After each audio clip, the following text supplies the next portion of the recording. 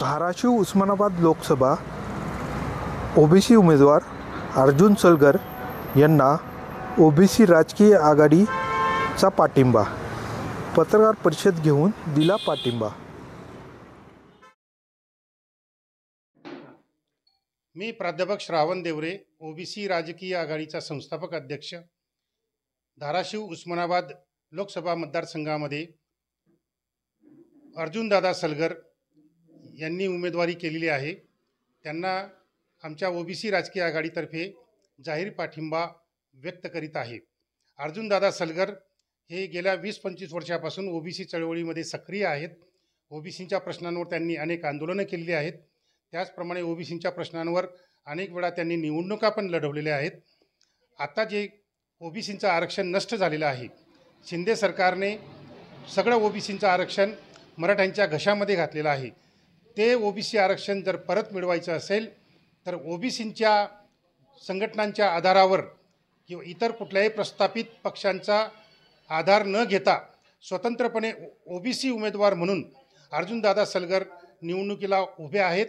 ते निवडून आल्यानंतर लोकसभेमध्ये ओबीसींचं नष्ट झालेलं आरक्षण परत मिळवण्यासाठी विधेयक मांडतील, तसा कायदा करतील आणि ओबीसींचं आरक्षण ओबीसींना परत मिळवून देतील।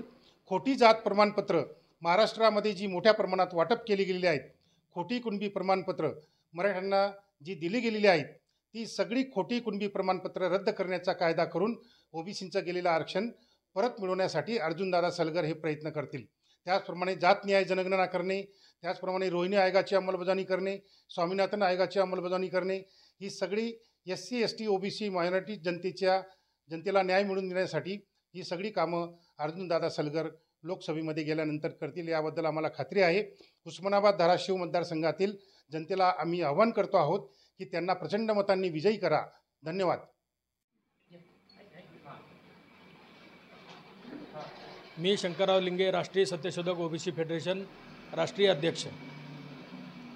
उस्मानाबाद धाराशिव लोकसभा मतदारसंघाचे ओबीसीचे जे उमेदवार आहेत ते आमचे अर्जुनदादा सलगर यांना ओबीसी समाजाने प्रचंड बहुमताने निवडून द्यावे असे आव्हान मी करत आहे।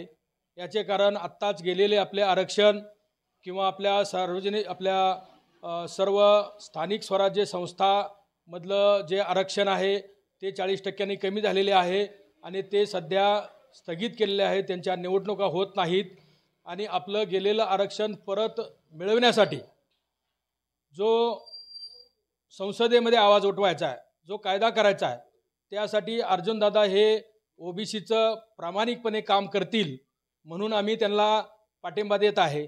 आणि महाराष्ट्रामध्ये जे सरकार अन्याय करतं आहे, justice Sukre committee, Shinde committee, Bhosale committee यांनी जो अहवाल दिलेला आहे तो अहवाल रद्द करण्यासाठी केंद्रामध्ये आवाज उठवतील, त्यासाठी आम्ही पाठिंबा देत आहेत। धन्यवाद।